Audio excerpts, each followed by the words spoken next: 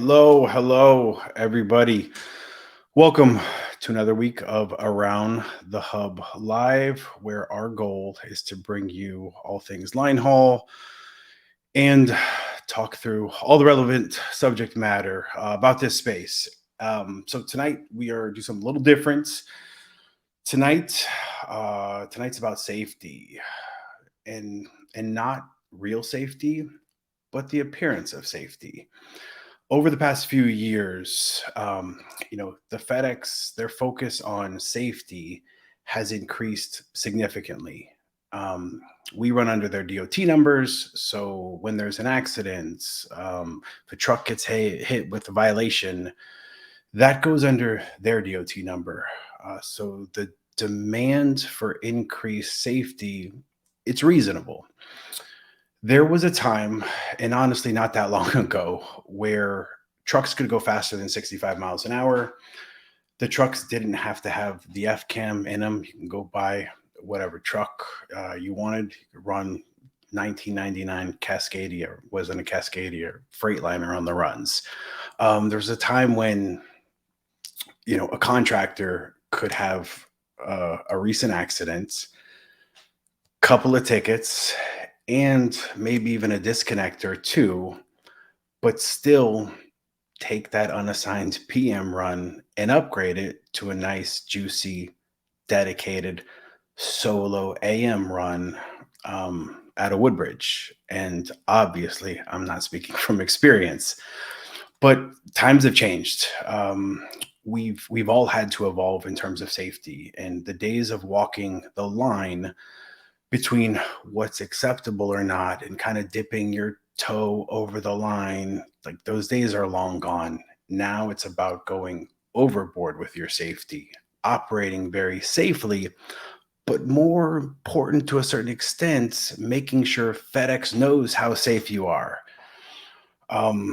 So I would like to welcome everybody to a special presentation of our Linehaul Bootcamp, where we are going to take a deep dive into the SRS score.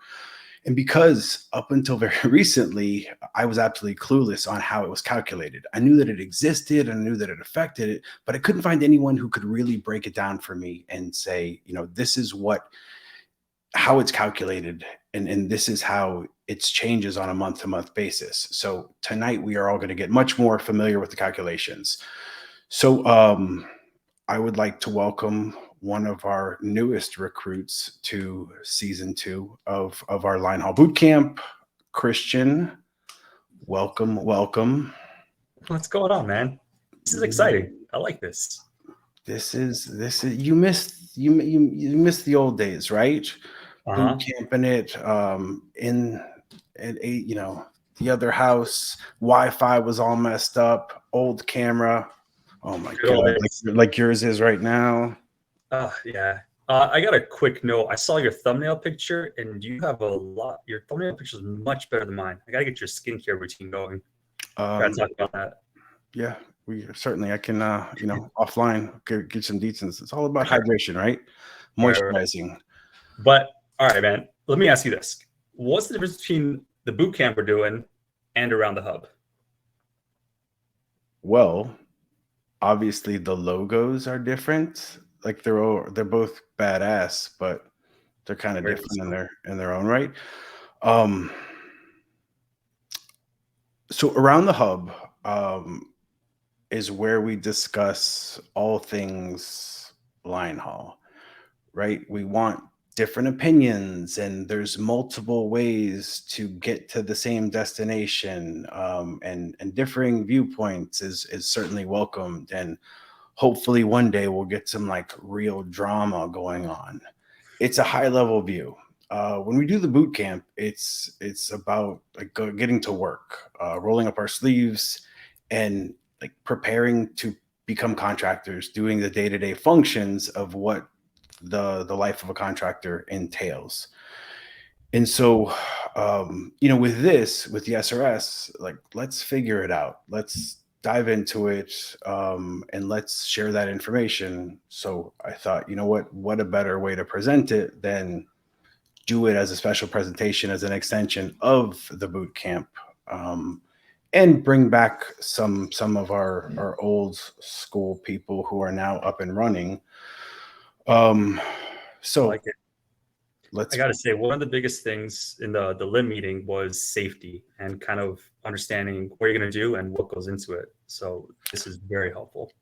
And I made a joke, right, in my little monologue there, that it's not about being safe, it's about the appearance of safety. And I truly mean that. And not that you're making sure your team and your trucks are operating at peak performance, but sometimes we're doing things to demonstrate how safe we are, even if it doesn't correlate directly to being safe. And that's important. And we'll get into all the reasons why very soon. All right. So first things first, what is an SRS score? So your SRS score is your safety score. It is a 1 through 5 numeric score that dictates what you can and can't do inside the FedEx system in terms of growth. A 1 is the worst score, and a 5 is the very best score. If you are a 5, you are going to get whatever it is that you want. And if you're a 1, you need to probably write lots of memos about what steps you're taking in order to become, to raise that score. And there's a lot of calculations that come into play. It's all based around your interaction with the police, accidents, your vetter reports, whether you pass or fail on a monthly basis. So that SRS score is just a determining factor for FedEx to understand how their contractors are operating from a safety aspect. Gotcha. So I'm a new contractor. And so would my safety results score be, I started at tier 5, right? You do, because you have nothing negative on there. And then anything that happens essentially just counts against me.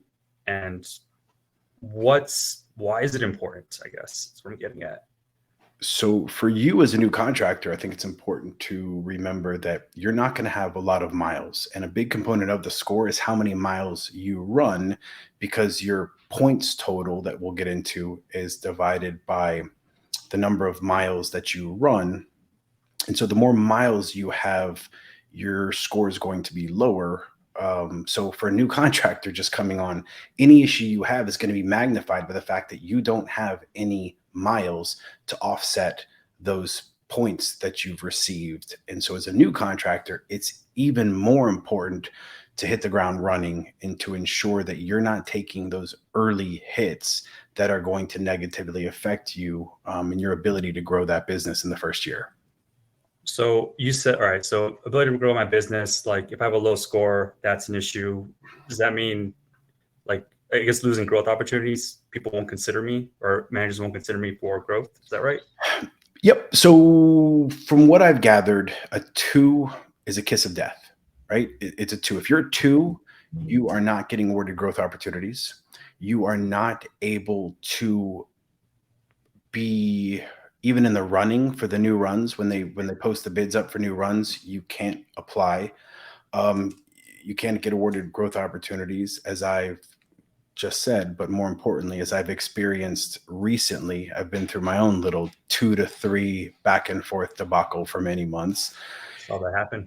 Yeah. So it's frustrating. And from somebody who was a 2 and didn't understand why, for someone to tell me, oh yeah, you can't buy these runs from another contractor. Oh yeah, we awarded these growth opportunities, but unfortunately we can't give them to you because you dropped down into a 2, not knowing how that score works. Well, that's pretty damn frustrating. So if I'm a tier 1, right, I'm not doing things right, what's happening to me? Am I like FedEx? What are they going to do to me? So you're having safety meetings, and if you're a 1, luckily I've never been there before, but if you're a 1, you're having there's eyes on you. The upper level management wants to know what's the reason why. Are you getting better? Are you trending in the right direction? And you just haven't been able to get past the hump because stuff stays on for a year? Or is there consistent issues that keeps holding down your score? So there's going to be a lot of eyes on that business. And obviously, you not being a contractor at some point in the future will be a discussion if you don't, right the ship.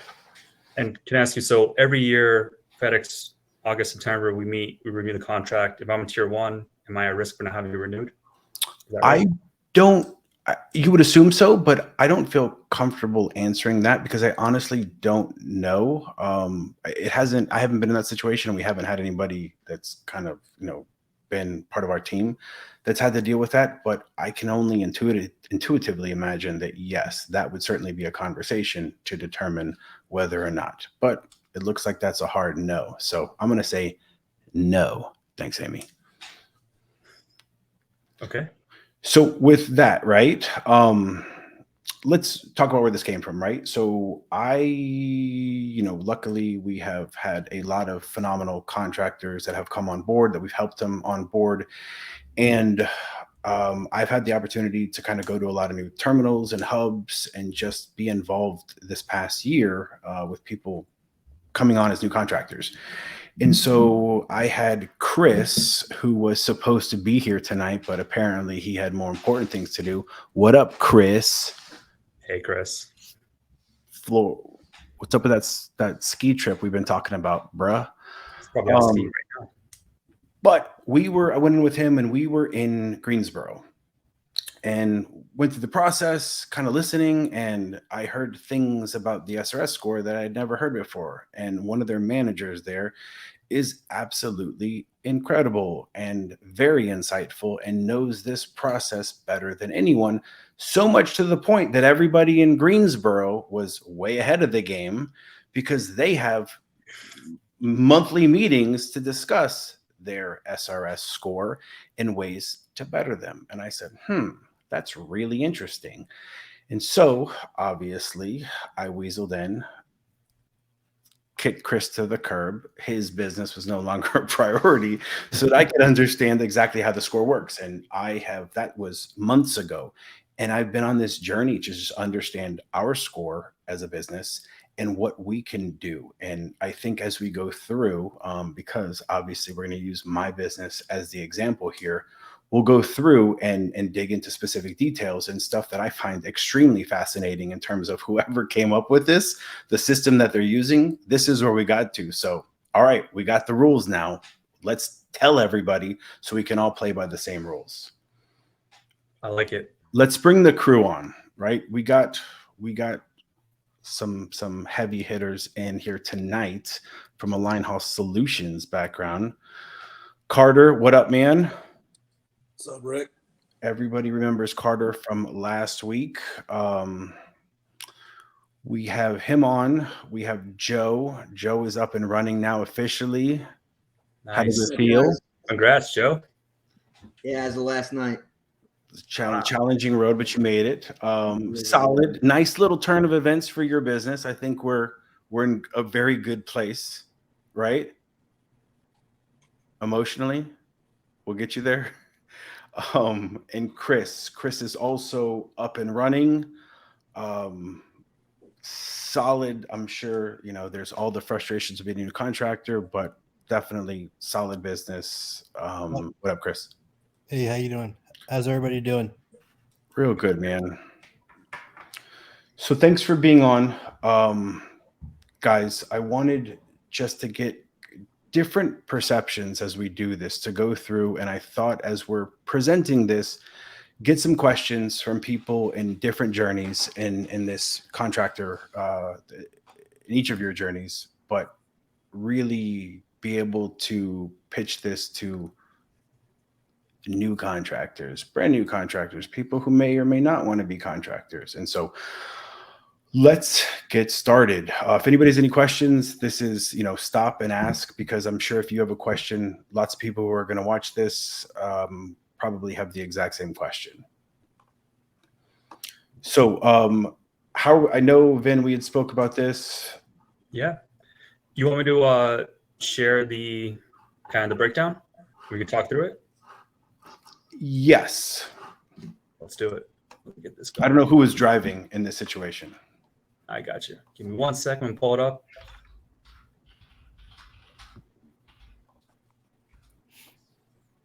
All right.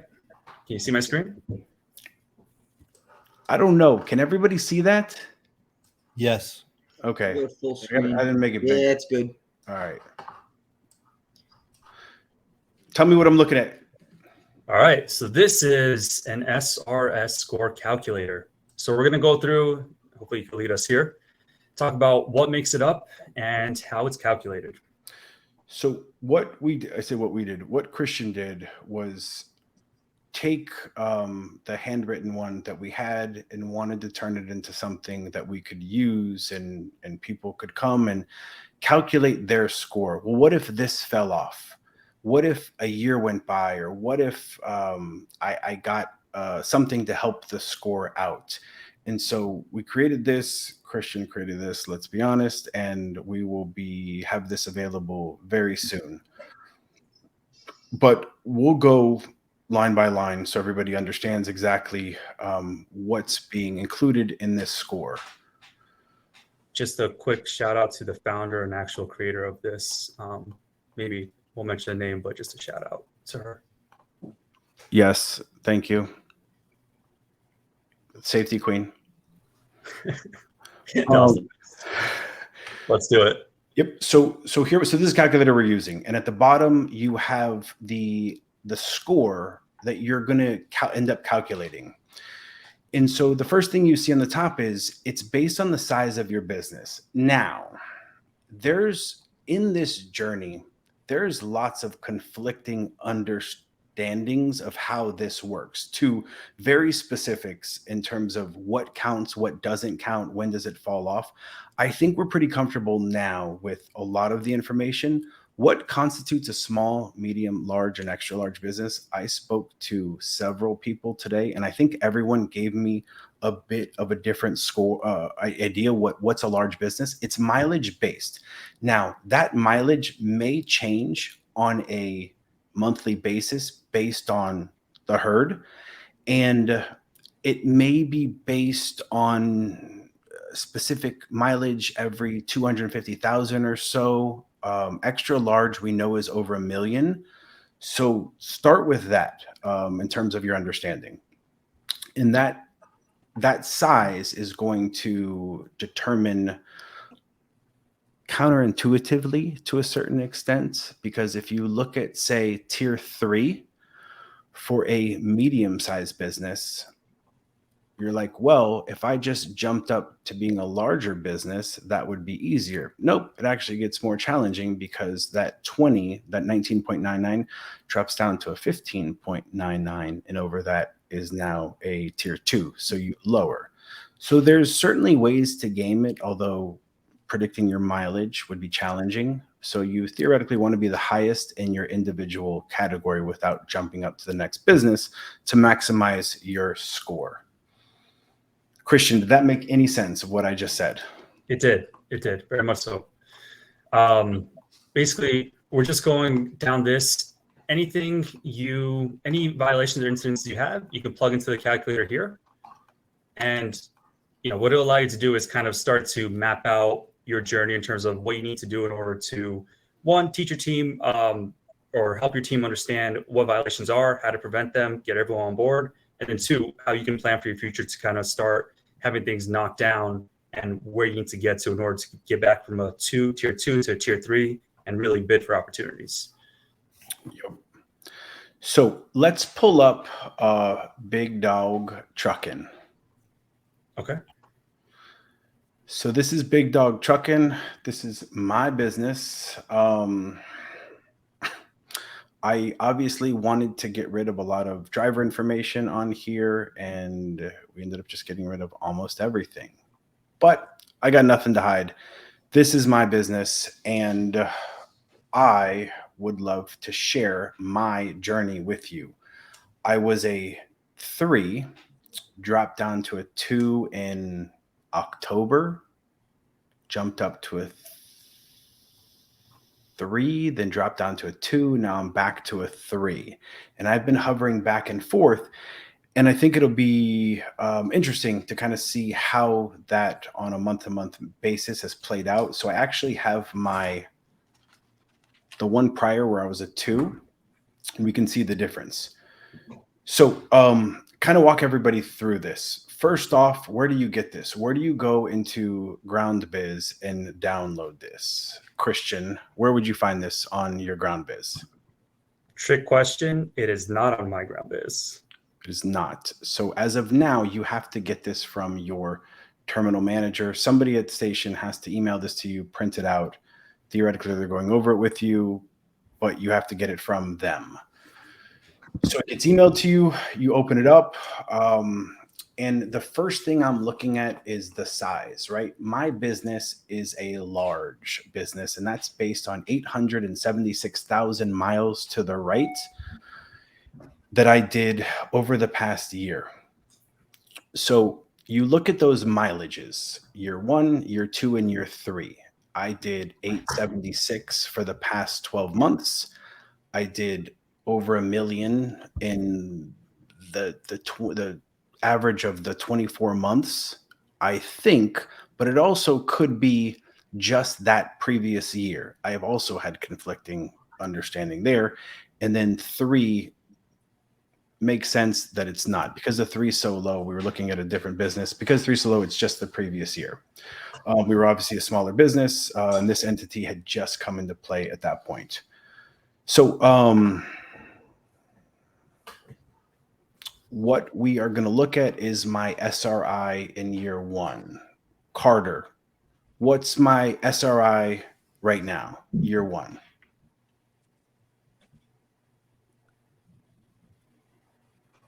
Damn, wasn't paying attention.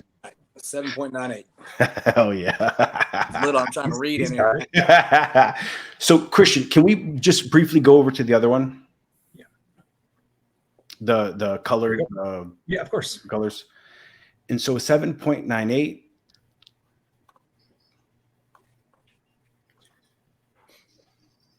So I went in here and I already tossed in your events. Now we can do this simultaneously, or this is just the result that's going to come out of it. So I just wanted to show where the 7.98 fits for a large business, right? So I'm a 7.98 tier 3, but look at that, 0.4 whatever from being a tier 4, like right on the cusp, right?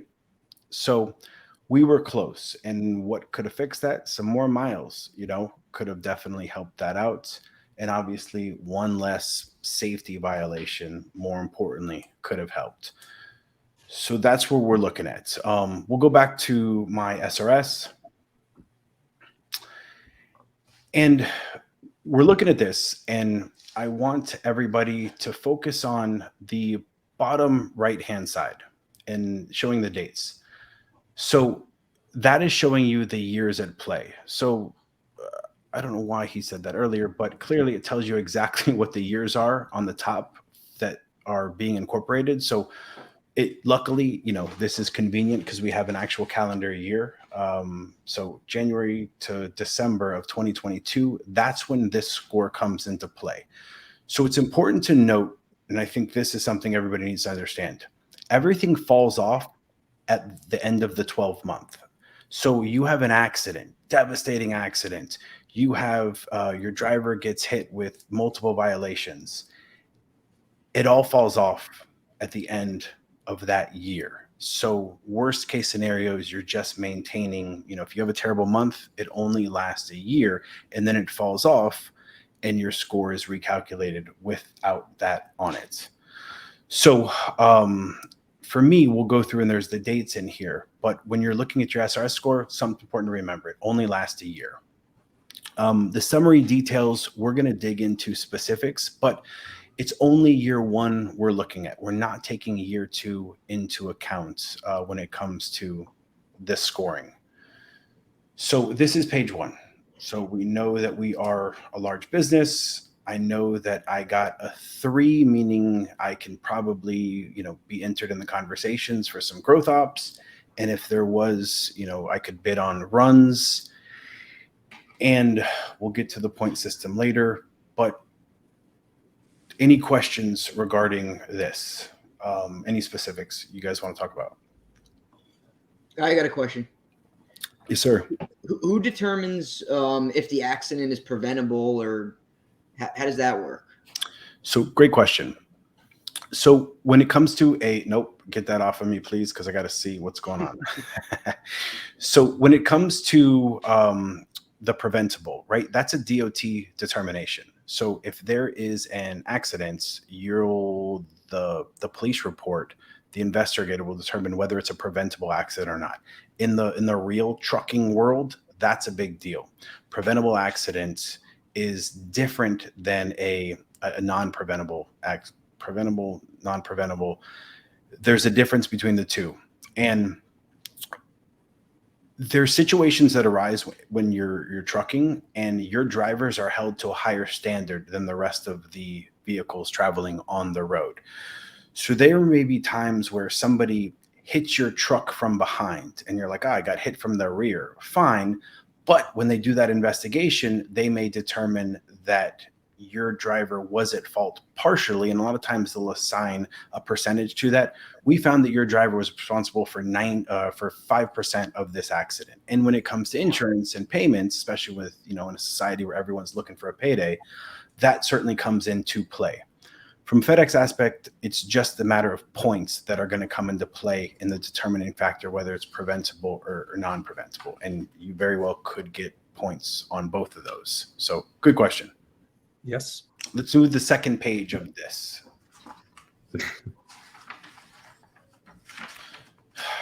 Boring. Next one. Nothing relevant on here. All right. So these are my accidents, right? My alleged accidents. Let's be honest. But on here, all those ones in purple, they don't count. So I'll draw you to my preventable side swipe issues. We can dig into specifics, and of course, I'm never, oh my, there's always an asterisk. He got this, but this. But I will be honest and say that in 2021, our opinion of safety was not nearly aggressive as it is right now. We were a bit more lackadaisical when it came to being obsessive over our drivers. It was a different time for our business, and it was a different time from FedEx's opinion on safety and what they were forcing us to do. And so that was a different time. So you have the ones that count. So on August the 5th of 2022, we got an improper hooking, non-reportable. And it's on here. And what happened, just so everybody knows what an improper hooking is we had a driver that backed up to a trailer that was against the dock. It was still bumped up to it and they were still loading it. Now, in a lot of these stations and these terminals, it's very normal for them to connect to it while it's still there. They're still loading the package. And that's changed. And there was a very unfortunate death that occurred recently, late last year. And I'm sure everybody who's in got emails and what we are not allowed to do. But in this situation, my driver backed up, connected to the trailer, and it was a violent rattling, and the person was inside of it fell over. And so they weren't sure what to give him. So we explained everything, walked through it. It wasn't a disconnect, but there's definitely something that happened that was wrong. So the force that he connected to that fifth wheel to that trailer, it was a problem, and it was a report. But I didn't get any points for it because from what I understand, there's not any points that are being assigned for the improper hooking, but that's coming very soon. But it's not the case here. So the other one, and on 1/9/2023, I had a driver that was driving through a hub and he clipped his mirror hit what's a coparca in English? It's a digger, a bulldozer. Yeah, I know what it is. My kid's obsessed with bulldozers, and he also speaks more Polish than English, and it's a koparka.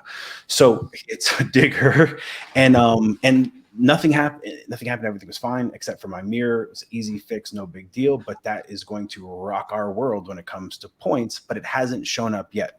We know that it's there, and I'm going to have to deal with that on February 15th when this new version comes out of this score. So sucks.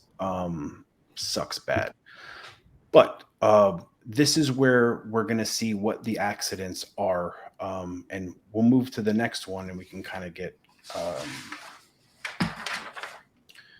So on this one, I took a lot of it out, obviously, drivers' names and all that. But this is showing you your roadside inspections. So for one, the previous one, you had your accidents, your actual accidents that occurred. And then this is your roadsides that your driver gets pulled over, they hit a weigh station, there's an inspection done, and they don't pass. Now,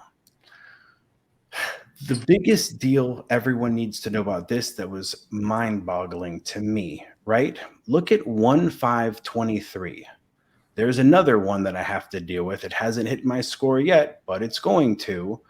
So 1523, a guy gets through a weigh station, gets an inspection.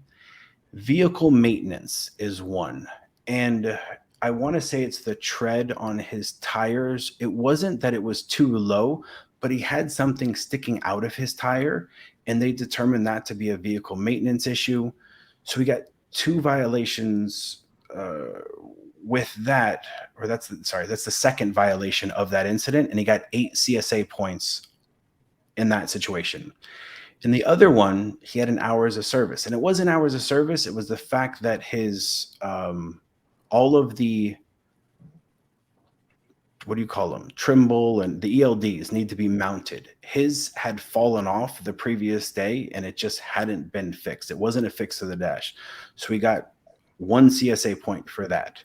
So no big deal, right? Like when you look at these points, you get like 60 something points for a preventable accident. This is 1 and 8, no big deal. No, it's a huge deal because FedEx and all their infinite wisdom, they don't care how many CSA points were issued for that particular event. They're going to charge you a flat number of points for whatever they determine that to be. So on a vehicle maintenance issue, you don't have to click over. I'll just let you know what that is. Vehicle maintenance is 45 points. 45 points because my tire, which was a newer tire, had something sticking out of it. And in that situation, when your driver gets pulled over and gets several violations at one time, that's very normal. Typically, you have an hours of service issue. You have lots of hours of service issues. You're not getting one ticket, 1 violation. You're getting many violations. So the FedEx considers everything that you get that day to be 1 incident, and they're only charging you the number of points for the highest incident. So the hours of service issue would be a level 2 at 34 points, and then the vehicle maintenance is a 45 points. So in this situation, I'm only getting hit with 145 points. Great, but I only got charged with 9 points. Up until a couple months ago, I had no idea. I didn't know to care. And so as we go down and we look for the ones that are relevant, right? Everything, there's 11, 28, 21. That was another vehicle maintenance issue for 39 points, but that has fallen off at this point, luckily. And then the next one, that 10, 18, 22, right? This is a unique one that I think it's important to talk about, as boring as this is.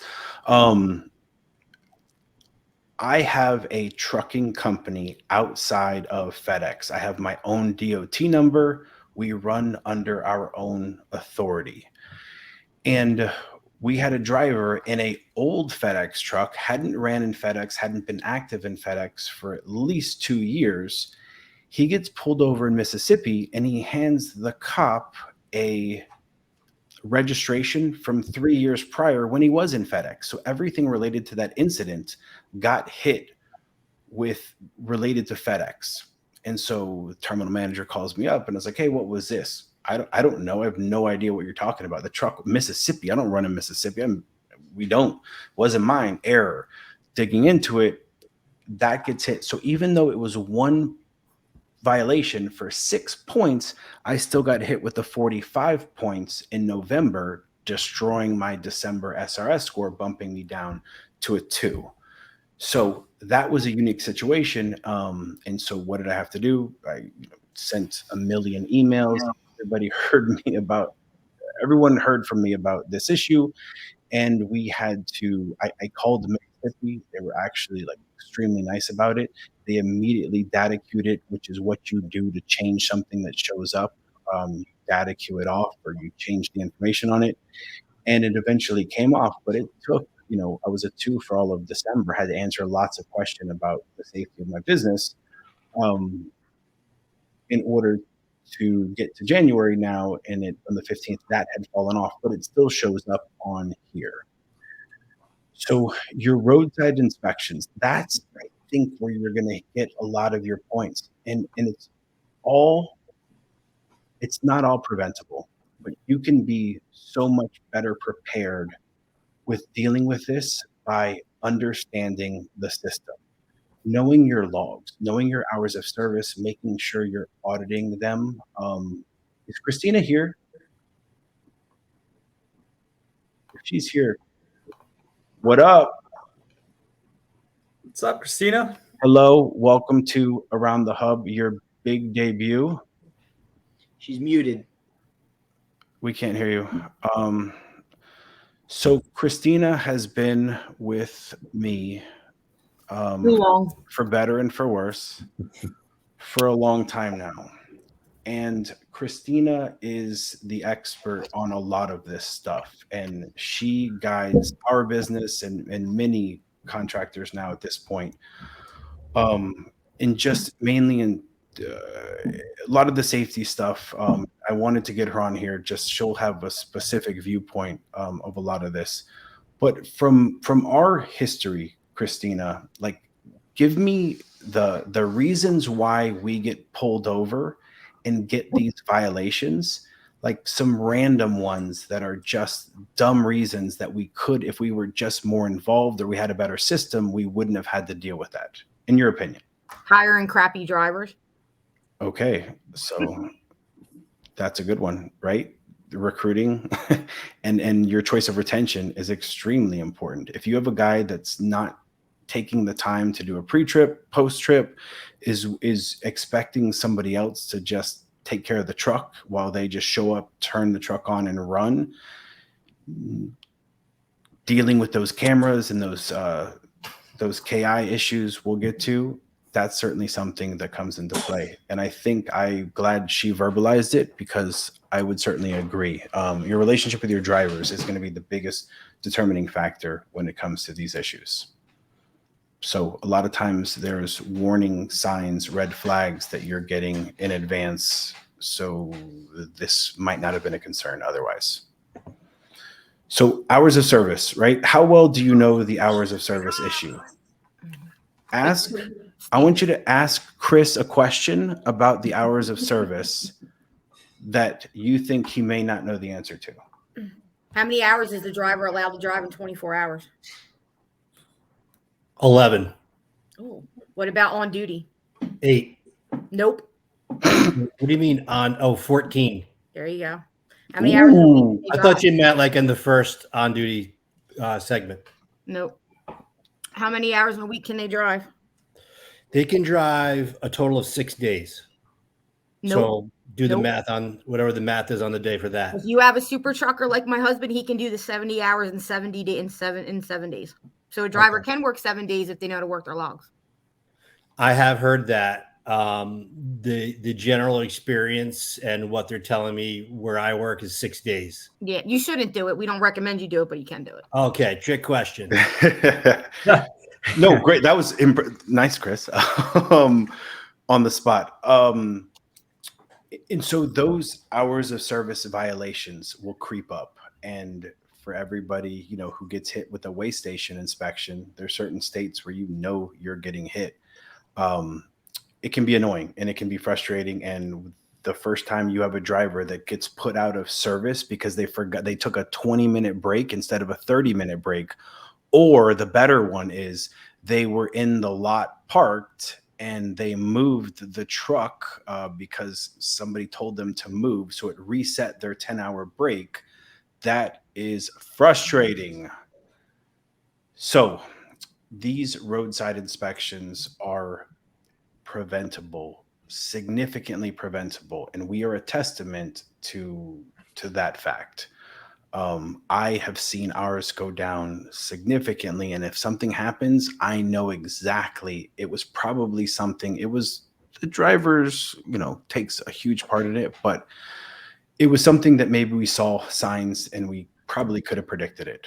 And it's every time that Darius and I, Christina and I, over the years have talked about maybe this driver isn't the right driver for us. That once you have that conversation in our experience, and Christina, tell me if I'm wrong, it always means that maybe you probably should really start hitting that recruiting phase of your business. If you got to question your driver in any sense of the word, it's time to go back to the board. Fair. So, all right, let's spend. This is. I feel like people are trying to make this entertaining, but this isn't a load of fun. Let's be honest. Let's move on to the next one, and this is where Christina shines. So, I will be the first one to tell you that I don't know if I understand the KIs well enough, but I have a phenomenal operations manager that makes it to where I don't have to know as well all the specific details. So, Christina, I know there's 4 KIs, key indicators that every month we have to pass in order to get a passing status. Can you tell us what they are? Overdue for check-in, which is overdue for check-in on the device and your tractor. You have unassigned drivers, meaning an event popped up, and for whatever reason, you don't have a driver attached to that tractor number. Coaching effectiveness, which you can coach till you're blue in the face, but if the driver's not going to do it and isn't going to correct a problem, there's nothing you can do about it. And I always forget the last one. Overdue for check-in, unassigned drivers. I always forget the last one. It's how quickly you assign the drivers. No, that's the unassigned drivers one. Hold on. I forget, and I should have written it down. I don't remember. So when you look at this, right, you look at ours for the past, I don't know, since June. But obviously, as we all know, Joe, how many months back are we looking when it comes to what affects our score? 12. Damn, hell yes. So we're only looking back to like 1/1 of 2022. Oh, look, it's a fail. Well, that's falling off, we know, next month. The other one's overdue for coaching. That means you're letting your events go too long. You got like 3 or 4 days from the time they pop up. So, Chris, I know you're familiar with it. Joe, if you're not familiar with it, we are going to be talking tomorrow. And then Carter, obviously, you are going to be extremely involved with this. You have to log in to your ground cloud, your Lytics, I'd say on a daily basis. If not, it's every other day. And you're coaching. You're looking at events. You're watching the cameras. You're seeing what the drivers did, and you are determining whether or not you need to talk to the driver based on that incident. And there's lots of stuff that are absolutely ridiculous that those cameras pick up.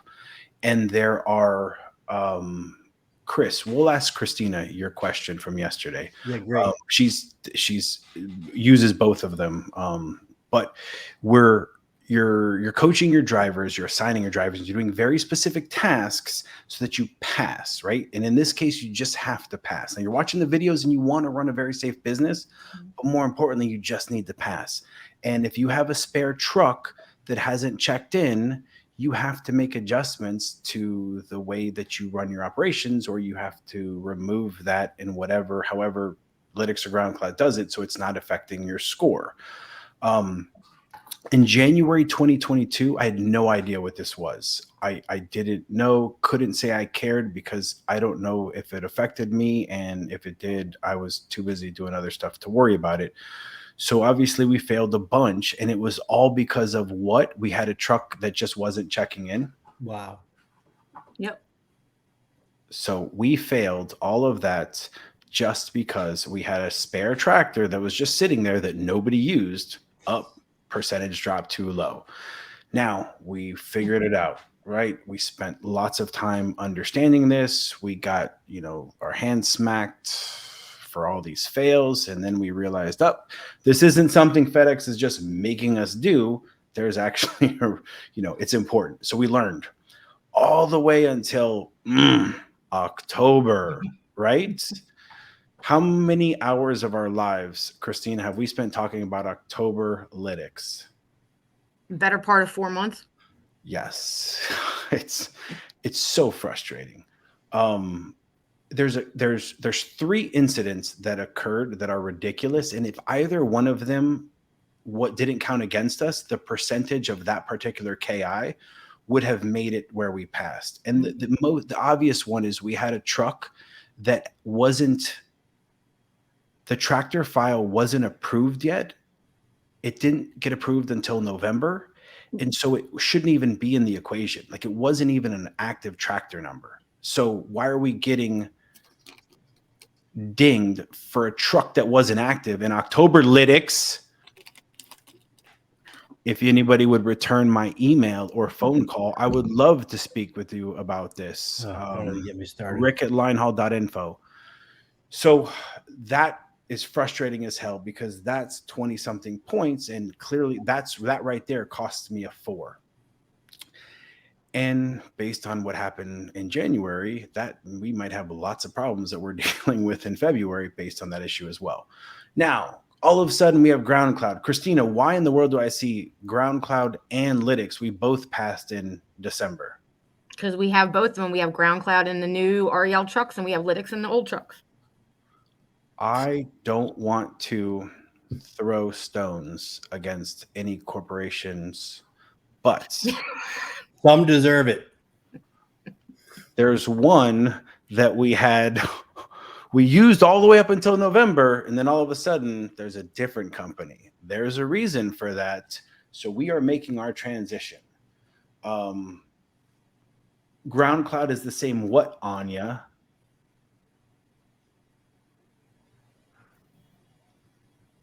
She'll type.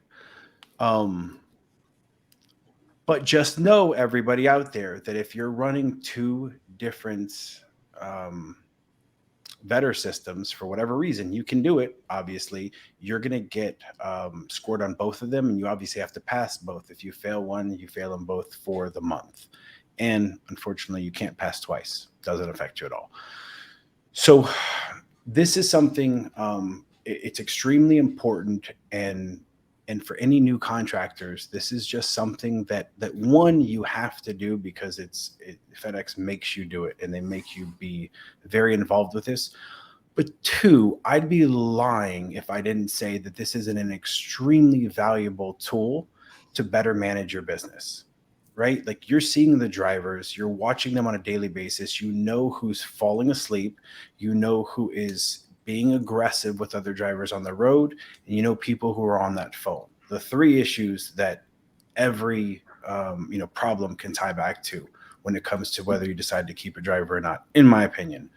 So we need to make any truck that's sitting and not moving, active or not, it needs to be made out of service on both lytics and ground cloud. Otherwise, it's going to get counted against you. Yep. So something I think is valuable to note. With that, being able to watch the cameras is a valuable tool. So as a new contractor, as a current contractor, I think that alone has made these businesses so much easier to operate to a certain extent when it comes to deciding who you want to keep on your team. So use them for the value that's there. We could do a whole another hour just on vetter, and we do in our boot camp, but we're going to save that for there. So let's move on to the last page. This is the last page. That is the last page. The last page is the other page is kicking it back to the original one, the scoring system.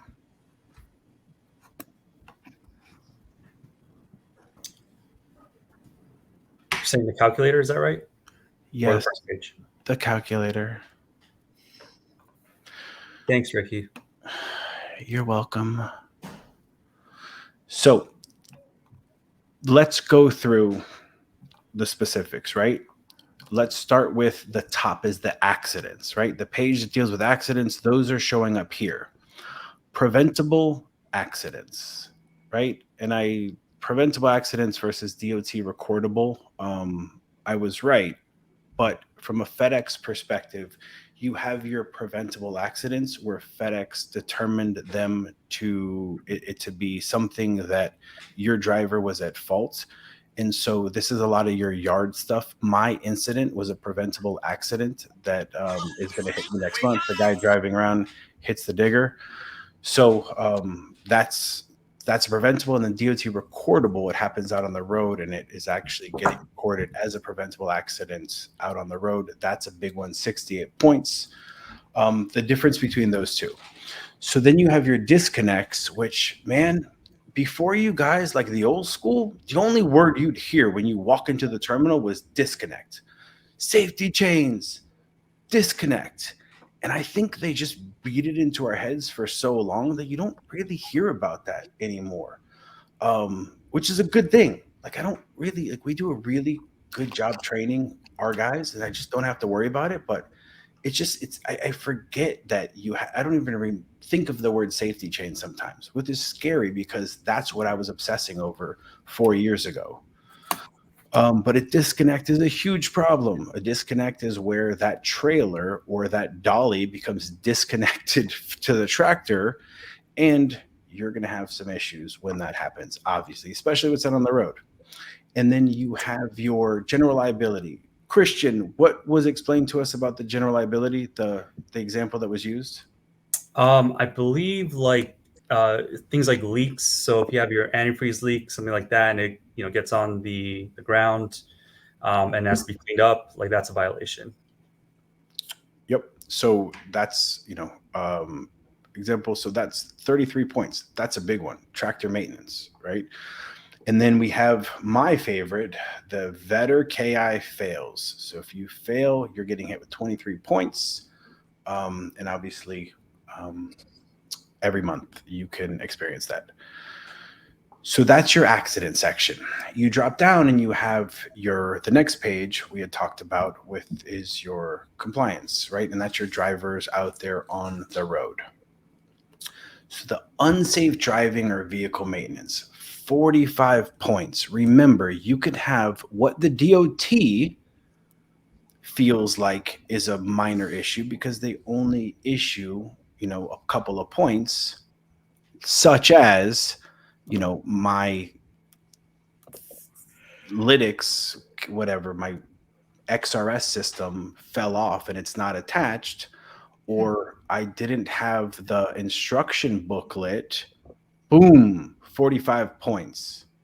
Sucks. And that's a level 1. That's a huge issue. I mean, that is a earth-shattering issue. If you get pulled over and you don't have the instructions to the SRS system, I mean, it's the end of the world.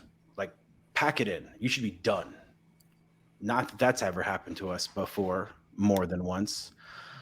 Chris, driver fitness or HOS violations, right? You'll get this often. If you do not know how to manage your hours of service or have somebody on your team that is properly showing your drivers how to do this and how to log out for the 30 minutes, and they understand that specific system that you're using. And we know OmniTrack's XRS, and we know Trimble now. We're in the process of swapping over to.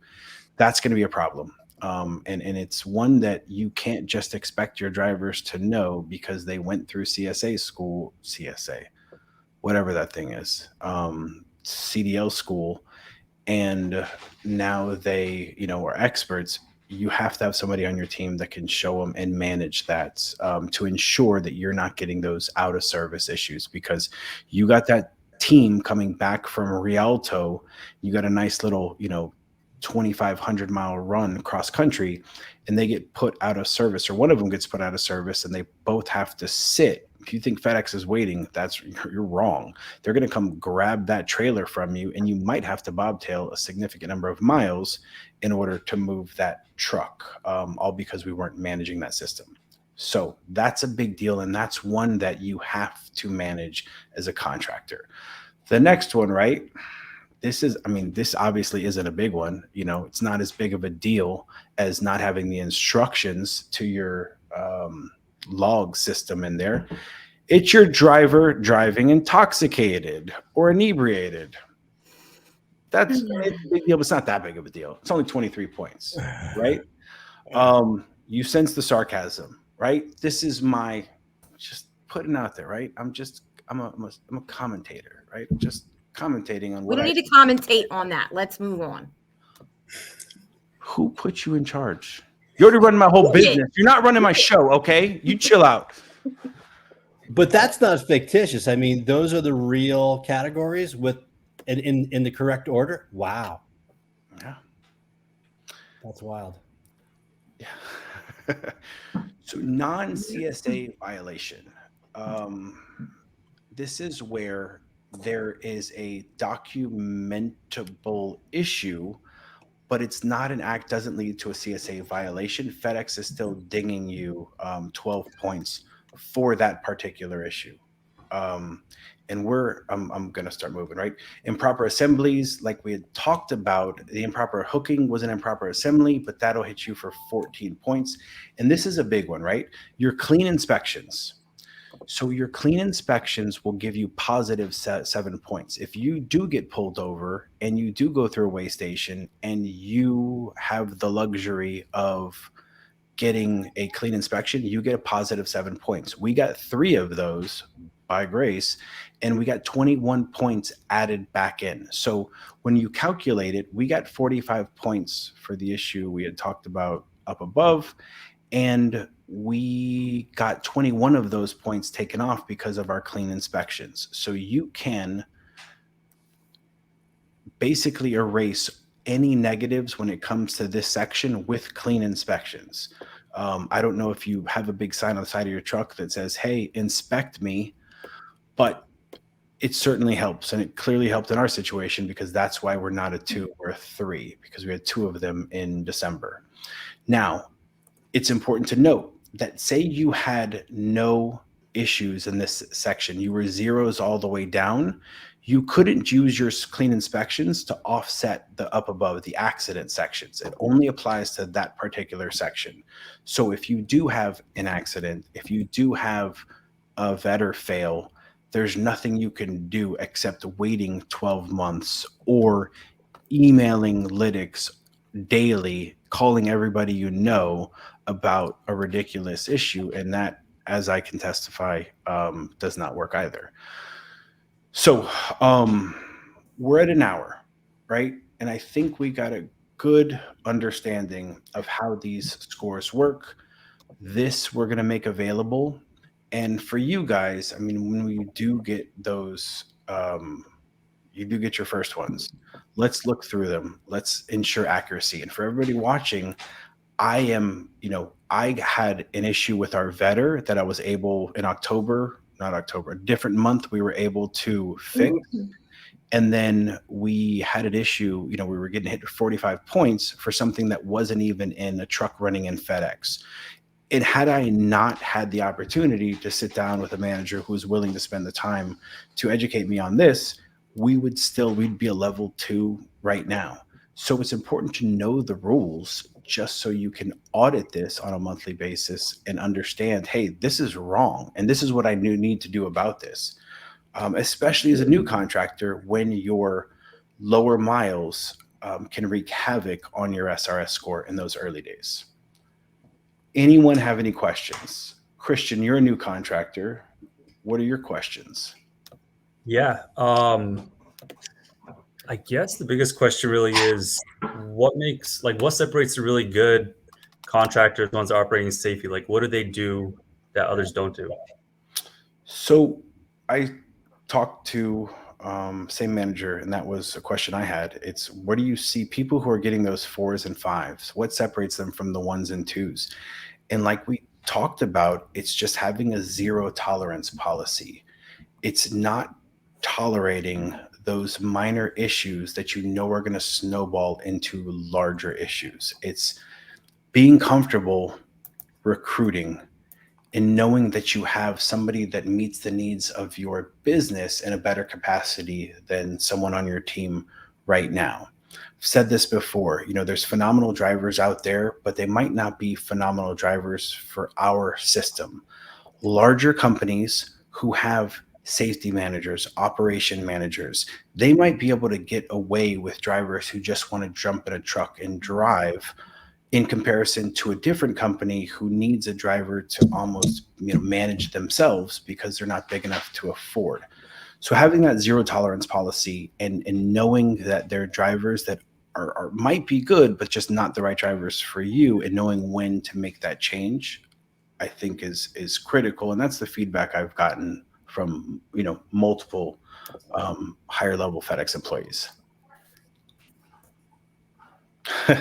So all of this goes to Amy. Amy in Greensboro. Thank you again from all of us. I said Chris and I walked in there, and it really changed a lot of the focus of our business. And for all I complain and all the sarcasm that we spit out, we have become a much safer company, in large part now that I understand the rules and I can enforce them and make sure we are properly focusing on those issues. And we have the ability to climb out of our 2. So Amy, thank you very much. For everybody in Greensboro, luckily you guys had a head start, but we're all going to catch up to you. That's for sure. Coming after those runs. Christina, what are your thoughts from someone who does this on a daily basis? It's super annoying and find a contractor you like. Oh God, don't. I have a question. I have one more question. How do you bridge the gap for your driving team to kind of help them understand the importance of safety?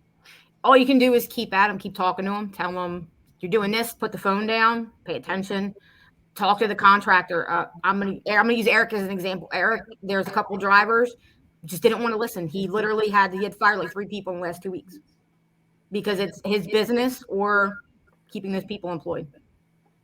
I have a question for Christina too. So I'm running Lytx and ground cloud cameras now. And I immediately realized that every time the driver sneezes behind a Lytx camera, something happens. There's an event or there's a warning. And the ground clouds come back clean every night. And so do you feel that the Lytx cameras are just overly sensitive? Absolutely, they are. So that's where the tedious work comes into place, where you literally, even though 98% of what you're going to see on Lytx, it's not going to be a valid violation. Yeah. So but you literally, I have my husband go in to these tedious violations every day for a couple hours and put no violation in every single one. Yeah. So who at Linehaul, Rick, is going to be looking at those and determining what's real and what's not? Or do they call every event real? So every event is real, and you only have to worry about it if that event causes you to, on the coachable aspect of it, you had the same issue coming up. So your coaching effectiveness percentage is too low. There'll be, and I always go back, when we first installed these cameras, we had a guy who was constantly following too closely. Yes. Every day he'd get multiple following too closely. Yep. And one is, if your truck has FCAM, they'll just remove it. Like, it's something that they shouldn't be measuring. You have to know who to ask and what to ask for. Well, I got that from you, so luckily I know who to ask. Sounds like we need to spend another couple of nights with Christina. Oh no, I charge big bucks. Nope, there's no more cheap Christina no more. Fine.